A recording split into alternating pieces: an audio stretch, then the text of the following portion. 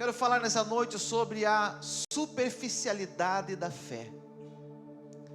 Uma fé superficial, para ajudar os nossos intérpretes ali.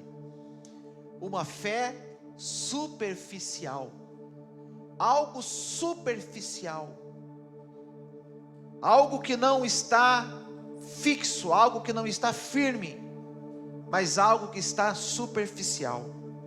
Apocalipse capítulo 3, versículos do 14 até o 18, diz assim: E o anjo da igreja que está em Laodiceia escreve: Isso diz o Amém, a testemunha fiel e verdadeira, o princípio da criação de Deus. Eu sei as tuas obras, que nem és frio e nem quente. Tomara que foras frio ou quente. Assim, porque és morno e não és frio e nem quente, vomitar-te-ei da minha boca. Como dizes, rico sou. Não dá para botar na NVI? Vamos passar para a NVI que é melhor, gente. Você diz, estou rico, adquiri riqueza e não preciso de nada. Não reconheço, porém, que és miserável. Não reconhece, porém, que és miserável, digno de compaixão, pobre, cego e nu. Dou esse conselho: compre de mim ouro refinado no fogo, e você se tornará rico.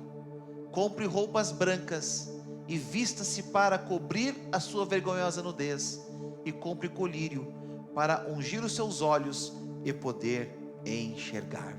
Amém?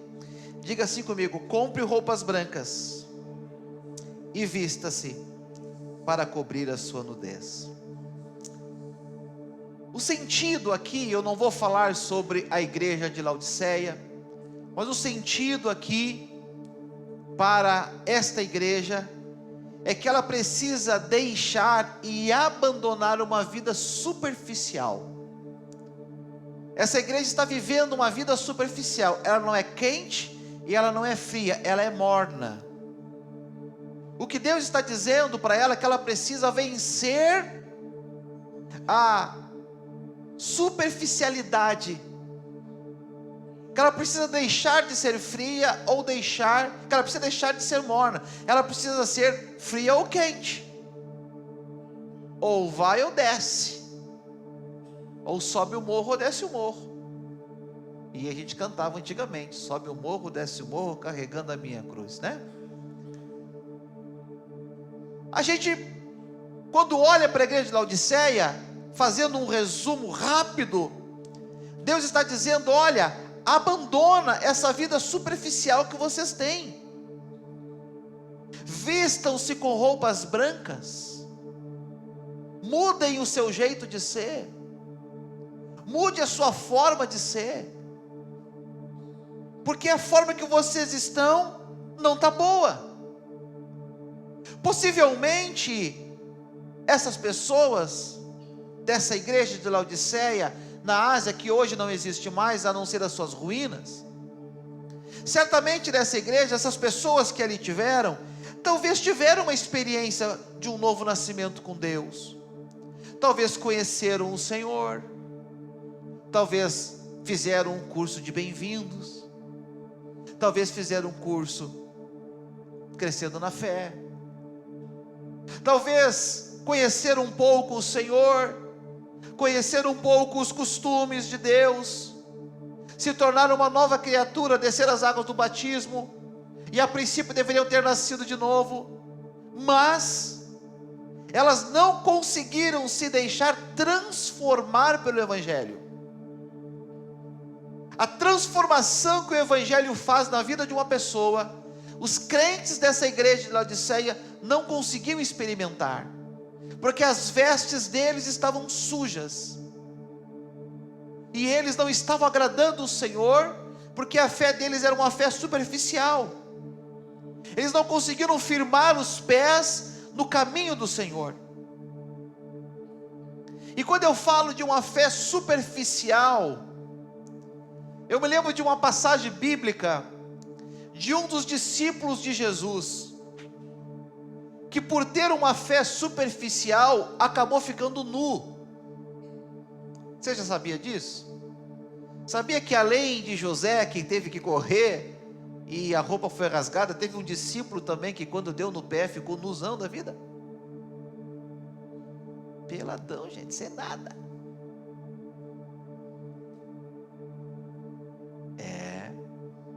Nunca leu isso na Bíblia? Vamos lá, deixa eu mostrar para você então.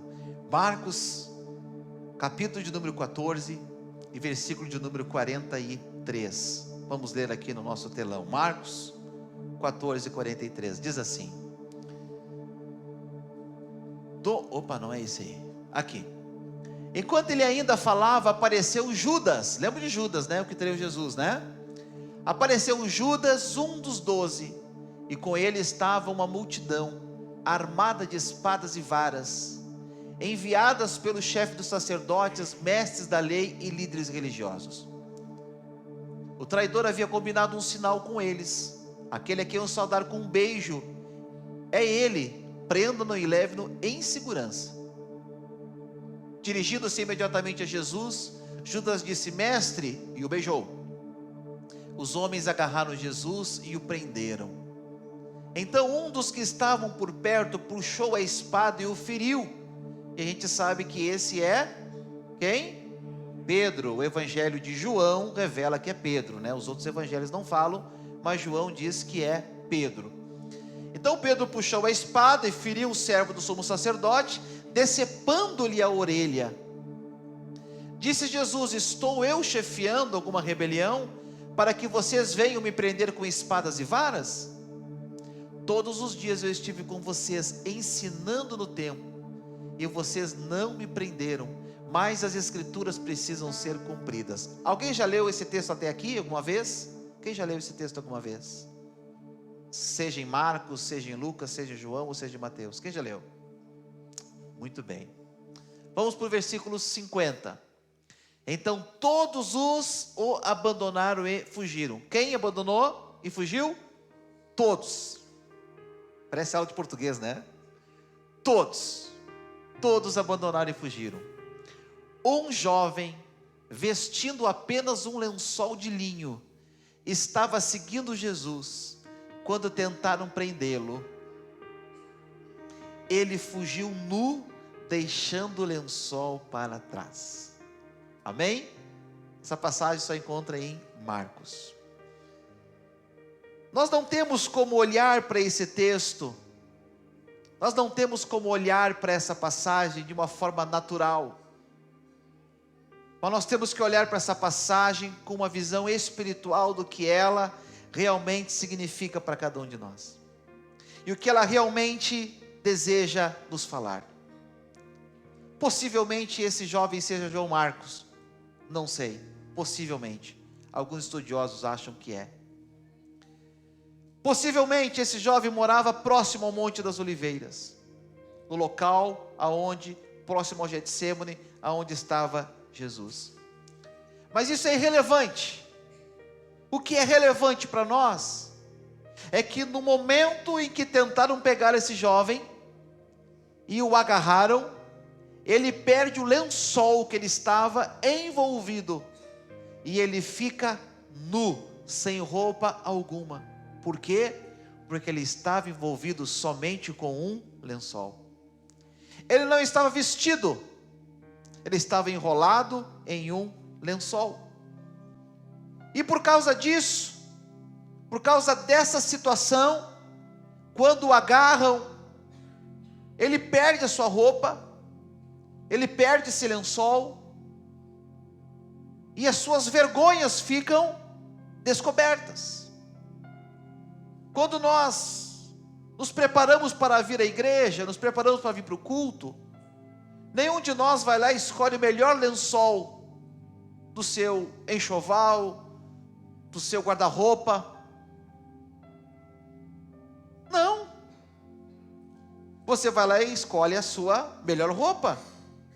Eu, por exemplo, quando venho para o culto, cedo da tarde eu já pego a tábua de passar, eu já passo a minha camisa, eu já arrumo a minha roupa, já deixo no cabide prontinha, para quando chega perto do culto, poder tomar o meu banho, que é muito importante, você tomar um banho antes de vir para a igreja. Isso é bom, o ministério da igreja agradece.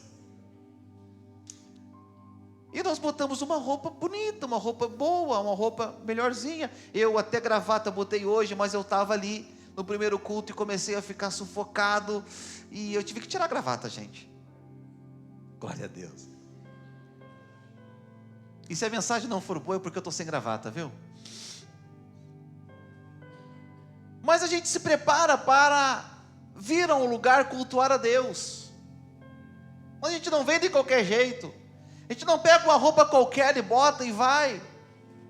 Porque nós estamos chegando na presença de Deus. Amém? Mas esse jovem, ele não se preocupou muito com isso.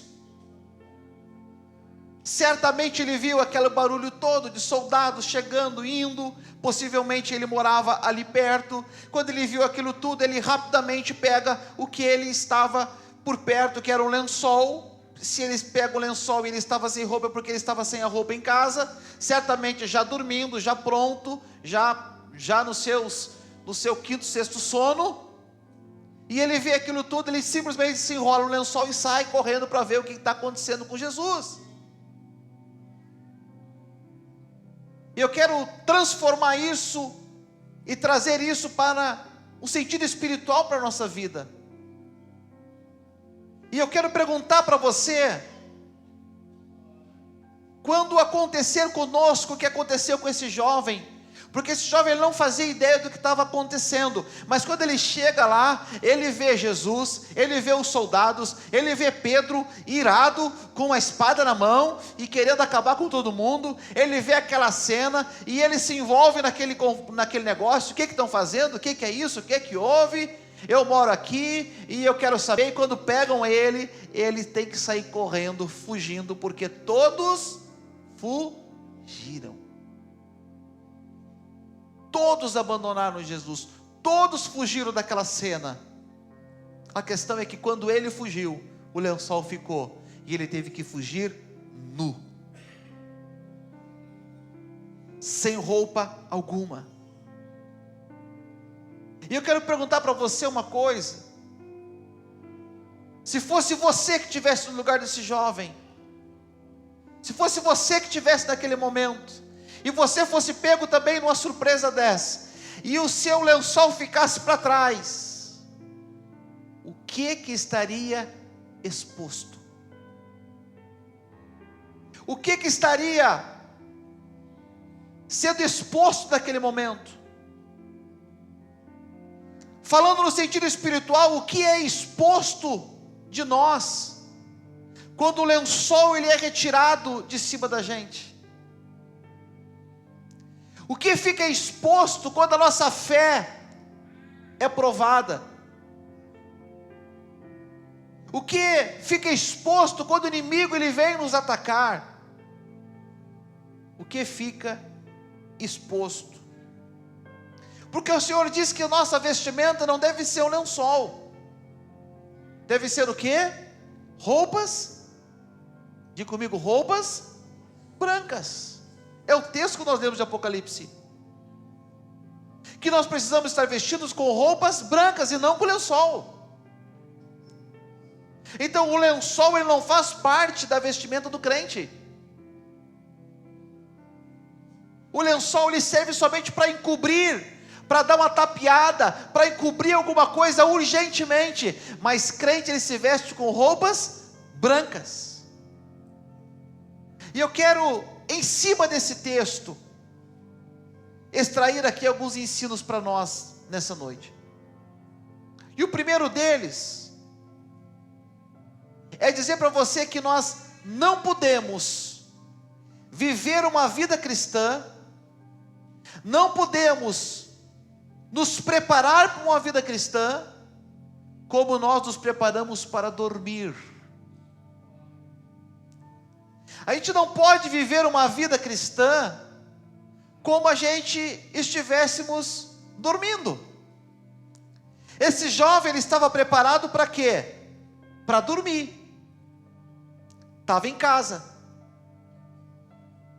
desfrutando da sua cama. Ele não estava preparado para enfrentar nenhum inimigo. Ele não estava preparado para enfrentar ninguém.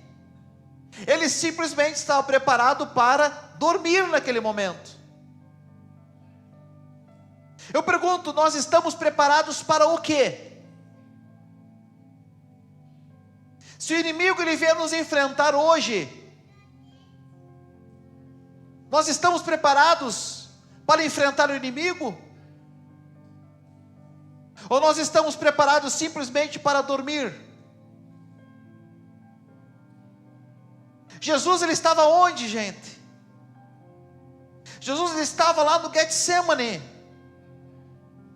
suando gotas de sangue, porque ele ia passar por um momento agora terrível.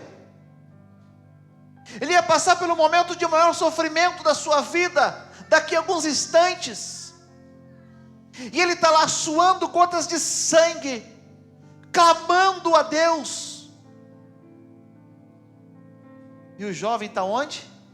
Em casa. Nem preparado ele está enrolado no lençol. E eu vejo que muitos crentes nos dias de hoje, eles vivem o evangelho dormindo. Muitos crentes hoje estão dormindo na fé. E escute uma coisa: o nosso adversário, o diabo, ele não brinca de fé com a gente. Ele não brinca de roubar, ele não brinca de matar, ele não brinca de destruir, ele não brinca de João 10:10. O diabo não sabe brincar com a gente. É brincadeirinha? Não. Quando ele chega, é para matar, é para roubar e é para destruir. Muitos de nós brincamos de ser crente, mas o diabo não brinca de ser diabo, ele o é. Nós brincamos muitas vezes de fé, e brincamos muitas vezes com a fé, mas o diabo nunca brinca. Ele nunca brinca de fé com a gente. Ele rouba, ele mata e ele destrói. Amém? E eu pergunto para você, como que está a sua fé hoje? Se os inimigos viessem atacar você hoje, como que estaria a sua fé hoje?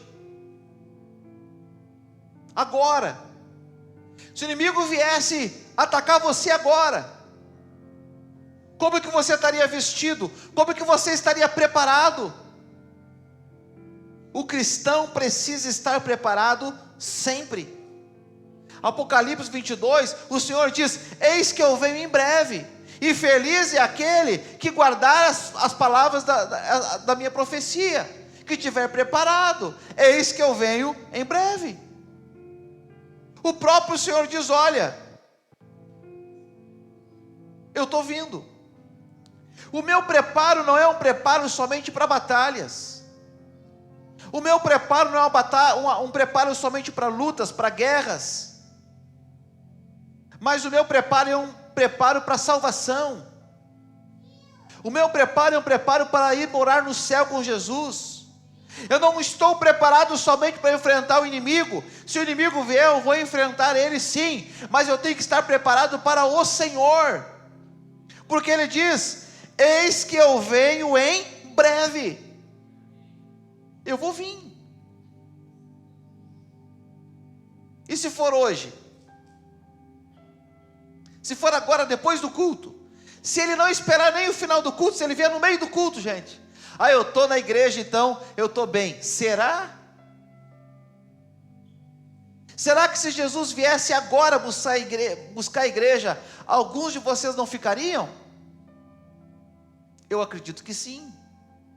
Porque Jesus vai buscar a igreja e tirar a igreja de dentro da igreja. Ele não vai tirar a igreja do mundo. O mundo não tem o que Jesus buscar no mundo. Ele vai buscar a igreja. Mas dentro da igreja eu tenho certeza que alguns ficarão. Porque a Bíblia diz isso. A Bíblia fala mais ainda, que tem pastores que vão ficar. pregadores que vão ficar. E vão chegar diante de Deus e vão dizer: Senhor, no teu nome, eu falei em línguas, eu expulsei demônios, eu fiz sinais e maravilhas. E o Senhor vai dizer: não te conheço. Mas eu tinha um igrejão lá na terra e fazia, acontecia, fazia chover para cima. Não te conheço. Então, se tem pastor que vai ficar, tem irmãos também que vão ficar. E se você não quer ficar, você tem que estar vestidos com as vestiduras brancas do Senhor, e não com um lençol superficial sobre a sua vida. Amém? Esse é o primeiro ensino. Segundo ensino que eu quero trazer para você em cima dessa palavra é uma pergunta: o que você tem vivido hoje? Uma fé ou uma religião? O que você tem vivido agora?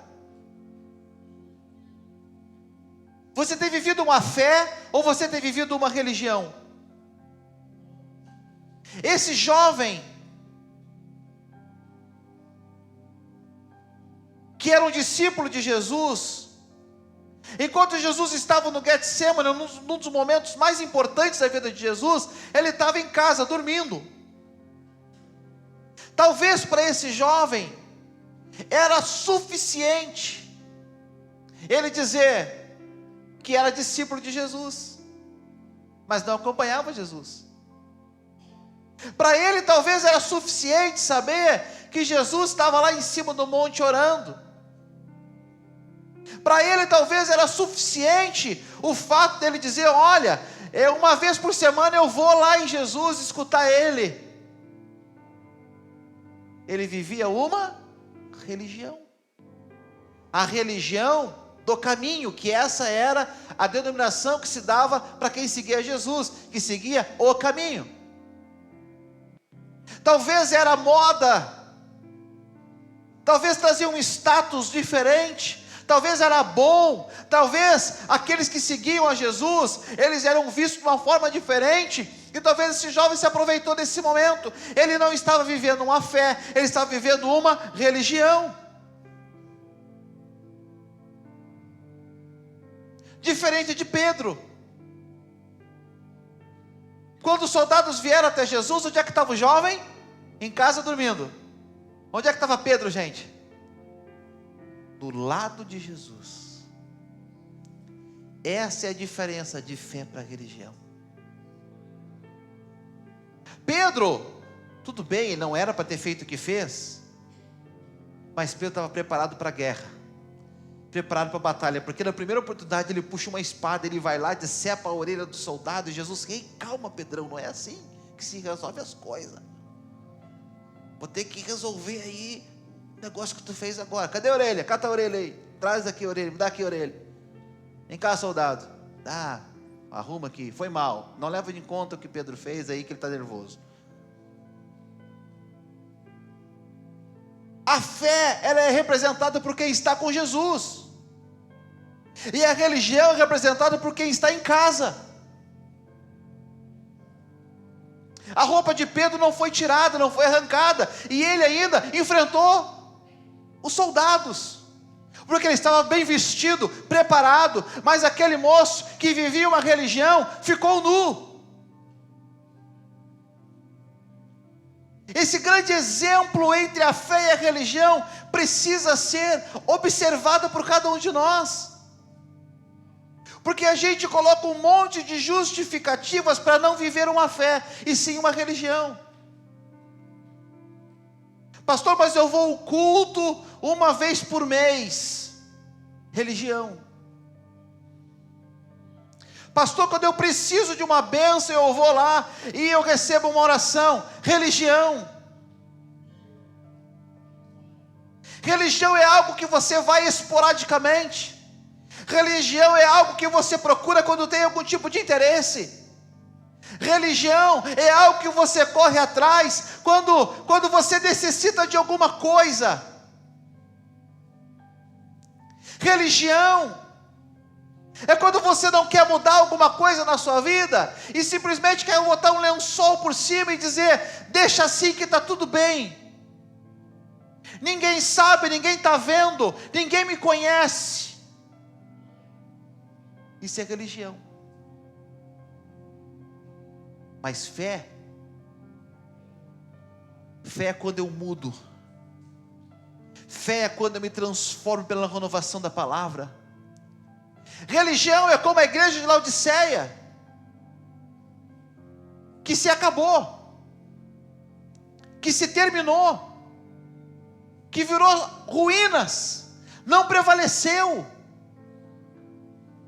porque viveram uma religião, não viveram uma fé. Conheciam um Jesus da religião, mas não conheciam o Jesus da fé.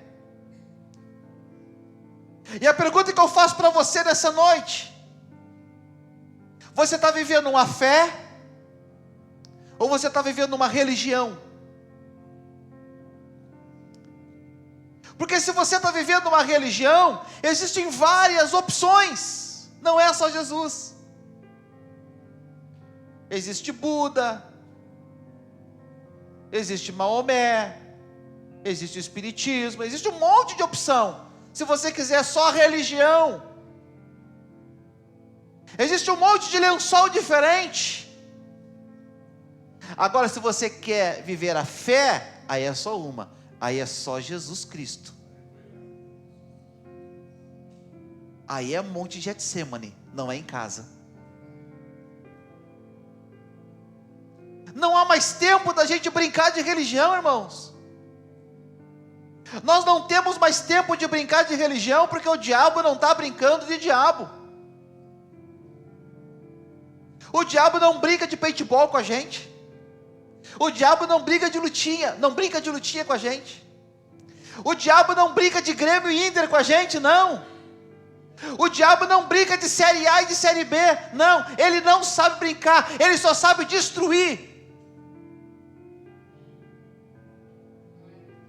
E se ele não sabe brincar, se ele só sabe destruir, nós não podemos mais brincar com a religião. Nós precisamos tomar uma atitude diante de Deus e parar de brincar de fé. Aonde hoje eu cumpro a fé, mas amanhã eu dou uma escorregada, amanhã eu ando por aqui, por ali, amanhã eu faço isso, eu faço aquilo, mas eu volto depois, eu peço perdão, né? Porque o Senhor, Ele tem misericórdia de mim. Pare de brincar com a fé. Pare de viver uma religião barata e comece a viver uma fé autêntica. Aleluias.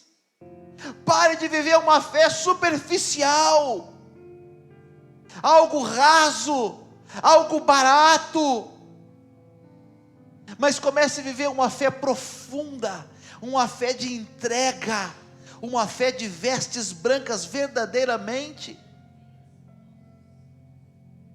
Pare de brincar de fé, irmãos, porque você está na lista negra do diabo, sim. Tá. Tô não, pastor, você está na lista negra do diabo, sim. Quem é que falou isso? Pedro, o cara que tirou a espada. Em 1 Pedro 5,8 ele diz: sejam sóbrios, vigiem, pois o diabo, o inimigo de vocês, anda ao redor como leão, rugindo e procurando a quem ele possa devorar. Furioso, bravo, querendo acabar com você, devorar você. Leão brinca com alguém, gente? Quantos adestradores de leões são atacados pelos próprios leões? Leão não é animalzinho dócil, não é para se criar em casa. Leão é um animal feroz. E a Bíblia está dizendo que ele ruge como um leão, procurando a sua presa, procurando devorar alguém.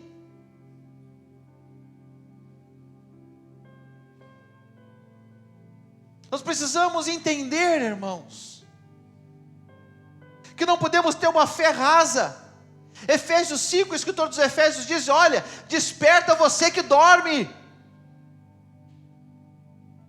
Está na hora de você despertar, porque o leão está rugindo aí na volta, o leão está rugindo ao nosso redor, e você está aí dormindo.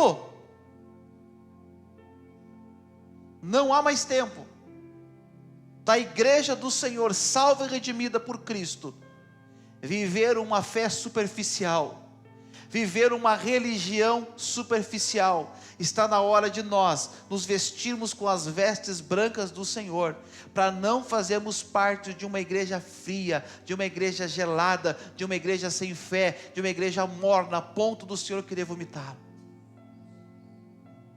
Não tem mais tempo para isso. O tocar das trombetas já estão aí, a volta do Senhor já está apontando, os anjos já estão se preparando para tocar as trombetas. Em breve Ele virá. Terceira coisa que eu quero ensinar para você,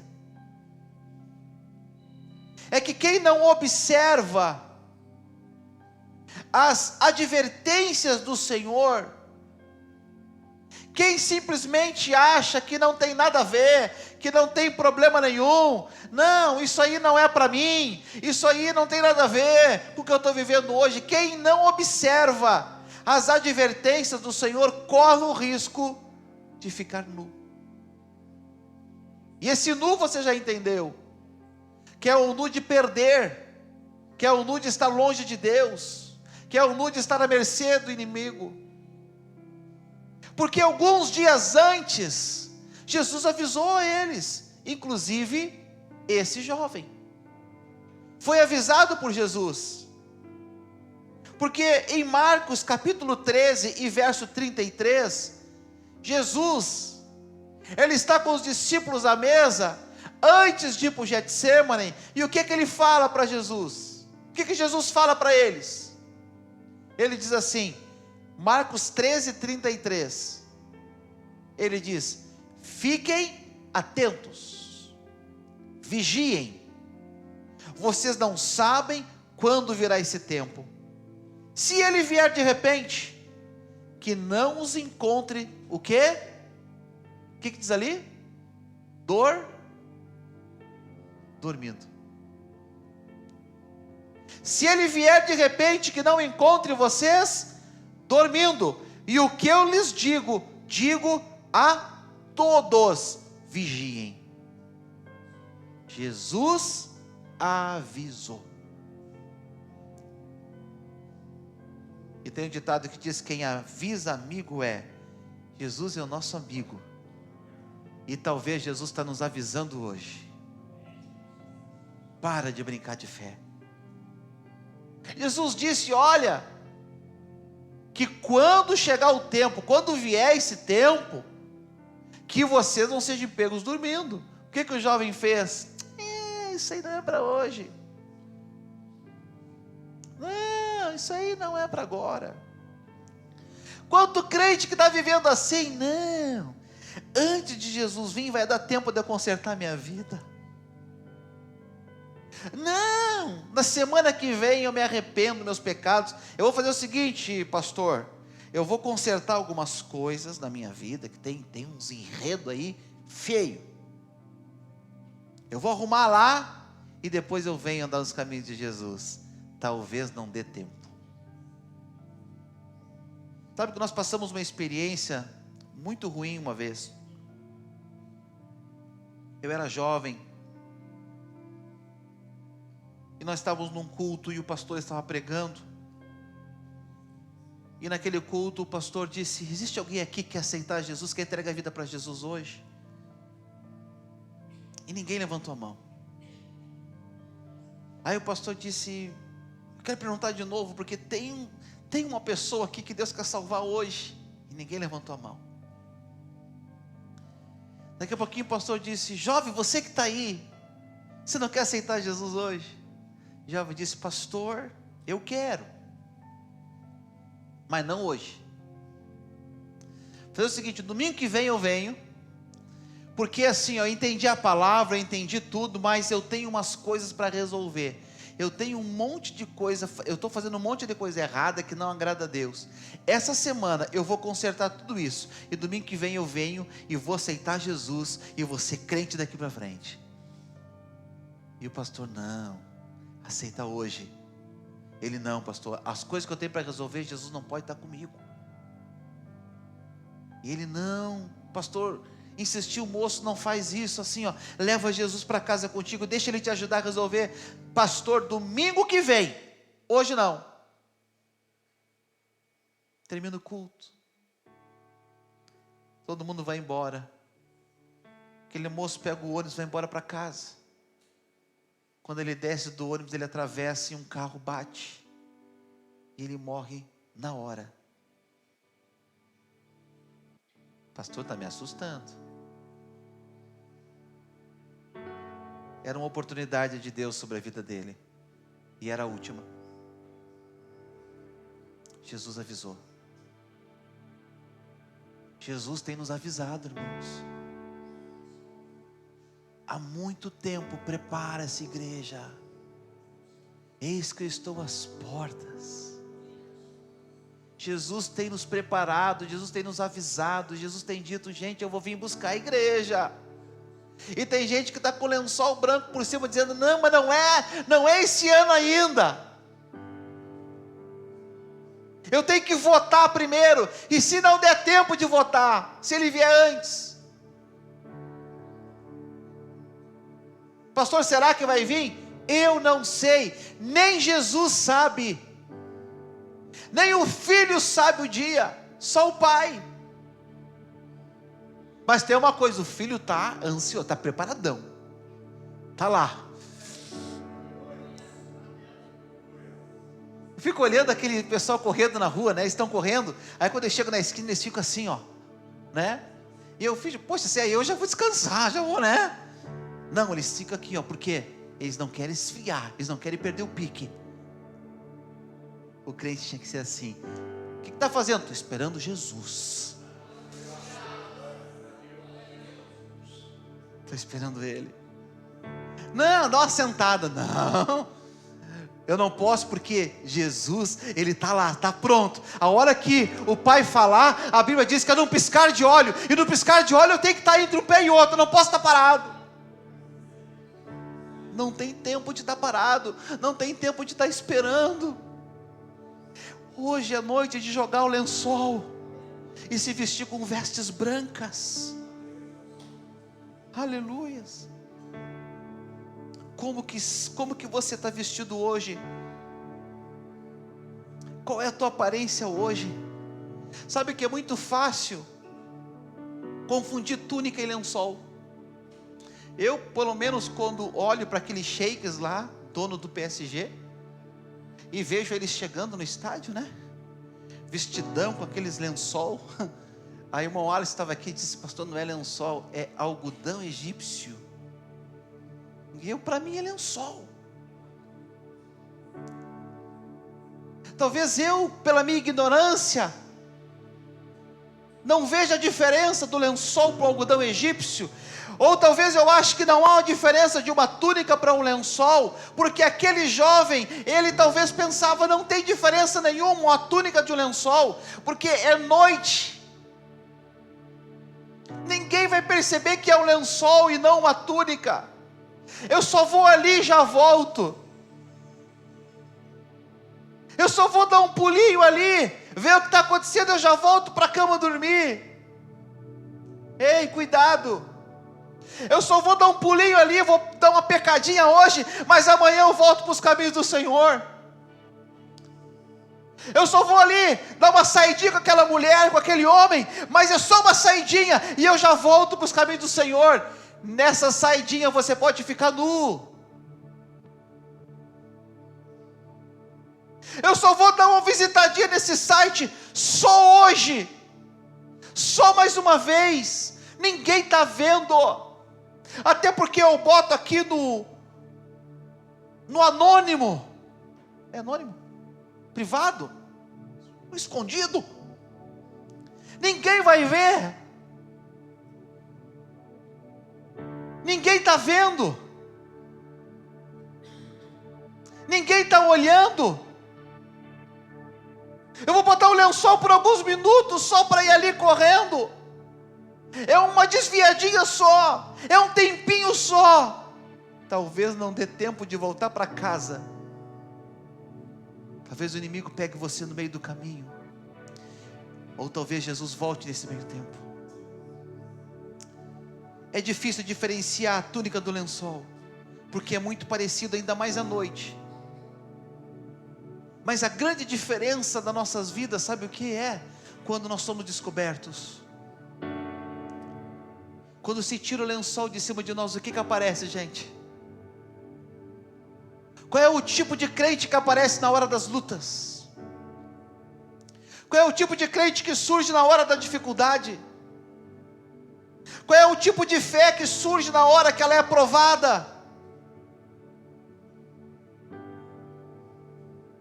Qual é o tipo de Jesus que você serve? Aquele que você diz assim, uma coisa, irmãos, é você dizer, eu sirvo aquele Jesus que está lá em cima no Getsemane, e outra coisa é você dizer, eu sirvo a esse Jesus que está aqui no meu lado. É diferente. É diferente de você dizer que conhece um Jesus que você viu o Caleb falar. Outra coisa é você dizer que conhece o Jesus porque você anda com ele, porque se veste com vestiduras dele na sua vida. É diferente.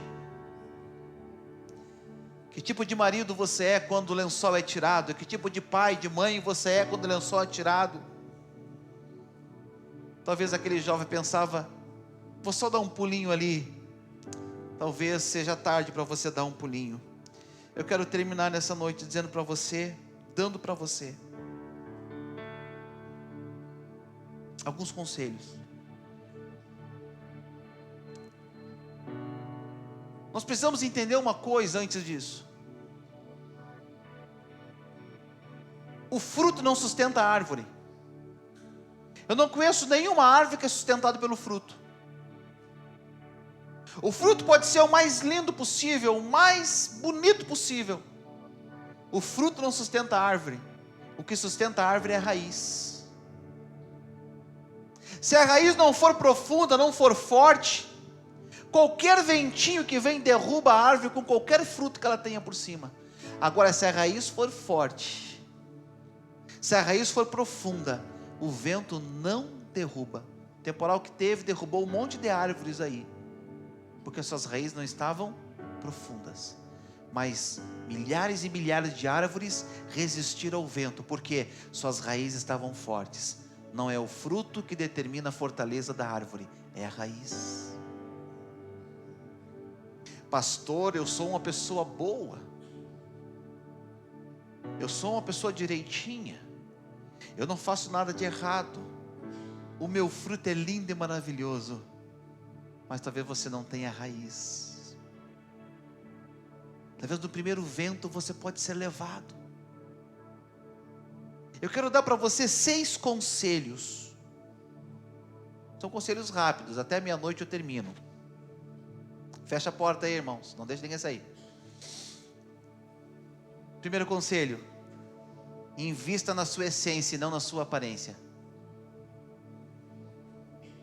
Pare de se preocupar com a sua aparência e comece a investir na sua essência, em quem você é e não em quem você aparenta ser. Pouco importa que a gente aparenta ser, irmãos. Pai, esse pastor aí parece ser uma pessoa séria, esse pastor aí, pai, ele prega, parece que ele é um cara legal. Não me conheça pela minha aparência, me conheça pela minha essência. Porque a minha aparência pode enganar você. Hoje eu vim de terno, faltou a gravata, mas amanhã eu posso aparecer aqui de lençol. Não se preocupe com aquilo que os outros estão vendo ao teu respeito, mas se preocupe com quem você é em Deus. Senão vai dar problema. Não, mas todo mundo me vê na igreja, pulando, cantando, e fazendo, e dando aleluia, e dando glória a Deus. O que importa? De nada, uns vão dar um glória mais alto do que eu. Talvez uns vão gritar mais, uns vão correndo pelo corredor, vão fazer e acontecer. Eu não. A sua essência que define quem você é. Primeiro conselho, invista na essência e não na aparência. Segundo conselho, invista no seu caráter e não na sua reputação. Seu caráter é muito importante. Sua reputação não importa muito. Sou filho do fulano. Ah, que legal. Roberto, sou filho do pastor Paranhos, Samuel. E eu, então tá. Eu não confio no Roberto. Eu não acredito no Roberto porque ele é filho do Paranhos. Eu acredito no Roberto pelo caráter que ele tem, pela pessoa que ele é, não pela reputação que ele tem. A reputação é boa, mas a nossa reputação não vale muito. O que vale é o nosso caráter, quem nós somos. Invista em confessar tentação e não em confessar pecado. Tem gente que investe em confessar pecado. Pastor, tem uns pecados para confessar aí. Aí a gente escuta, pastor, eu fiz isso, eu fiz aquilo, eu fiz aquele outro. A gente pergunta, irmão, por que quando você estava sendo tentado a fazer isso, não confessou? Por que esperou cair? Por que esperou acontecer a tragédia?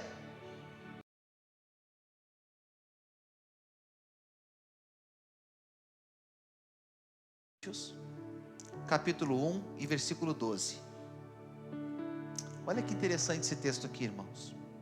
Ele diz assim, apóstolo Paulo falando: este é o nosso orgulho, a nossa consciência dá testemunho de que nós temos conduzido no mundo, especialmente em nossos relacionamentos com vocês, com santidade e sinceridade provenientes de Deus, não de acordo com a sabedoria humana do mundo, mas de acordo com a graça de Deus. A nossa consciência dá testemunho da nossa santidade, da nossa sinceridade e da graça de Deus sobre nossas vidas. Isso é maravilhoso. Quando eu estava preparando essa mensagem aqui, e eu comecei a preparar essa mensagem segunda-feira passada, terminei ela hoje de tarde, 7 dias preparando essa mensagem. Eu me deparei com esse texto. Deus me deu esse texto. E a primeira coisa que eu fiz, eu botei minhas mãos sobre a minha mesa, baixei a minha cabeça e eu fui falar com a minha consciência. A primeira atitude minha foi essa. Eu disse: consciência, vamos conversar um pouco. O que tu diz de mim? Que momento delicioso com Deus eu tive. Porque eu consegui ouvir o que a minha consciência falou para mim. E eu tenho que melhorar em muitas coisas. Eu preciso ser melhor em muitas coisas. Talvez essa noite é uma noite que a nossa consciência decidiu falar com a gente. E a nossa consciência a gente não tem como deletar, a gente tem que ouvir, porque ela fica aqui, ó. Talvez a nossa consciência está dizendo hoje: ei, vamos parar de brincar de religião? Vamos falar sério agora sobre fé? Vamos deixar esse algo superficial de lado? Talvez a tua consciência está dizendo hoje: vamos ser crente mesmo? Vamos abandonar o pecado de uma vez por todas? Vamos seguir a Jesus definitivamente? Vamos entregar nossa vida para Jesus? Talvez a sua consciência está aqui dentro de você dizendo assim: ei, é hoje. Vamos mudar nossa história, vamos mudar nossa vida, vamos transformar tudo. Vamos deixar de ser quem nós éramos quando entramos aqui. Vamos deixar os lençóis hoje aos pés do altar. E vamos sair daqui vestidos com roupas brancas, purificados, transformados pelo Senhor Jesus. Essa é a proposta para essa noite, para a nossa vida, irmãos. Você quer essa bênção sobre você? Você deseja fazer isso? Fecha teus olhos aí, em nome de Jesus. Obrigado, Senhor, por essa palavra nessa noite. Que Teu Espírito, Ele possa falar nos nossos corações e nos convencer, Senhor, por completo. Que nós possamos, Senhor, ser quebrantados pelo Teu Espírito nessa noite, Senhor. Nos despir dos lençóis que temos colocado sobre a nossa vida e nos vestir com vestes brancas, santas, imaculadas. Que a nossa consciência nessa noite possa testemunhar que estamos avançando em santidade.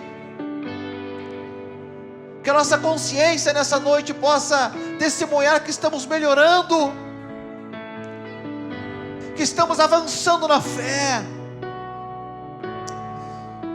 Pai, que o pecado nessa noite seja queimado da nossa vida, que as impurezas, as imperfeições sejam destruídas das nossas vidas, e que o poder de Deus, Ele possa vir sobre nós,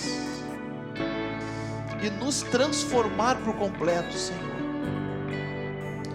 Eu oro nessa noite, meu Deus, pelas nossas vidas, vestiduras brancas sobre nós, Senhor, para que possamos estar prontos e preparados, não somente para a guerra e para a batalha, mas prontos e preparados para o dia da vinda, para o dia do tocar das trombetas, para o dia do romper dos céus, para o dia da busca da Tua igreja.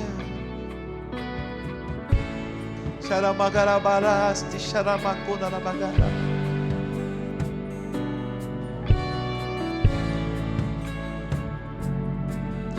Xaramastegueira, rabasti, xaramacorabagá. Eu já coloquei as minhas vestes brancas, estou só te esperando.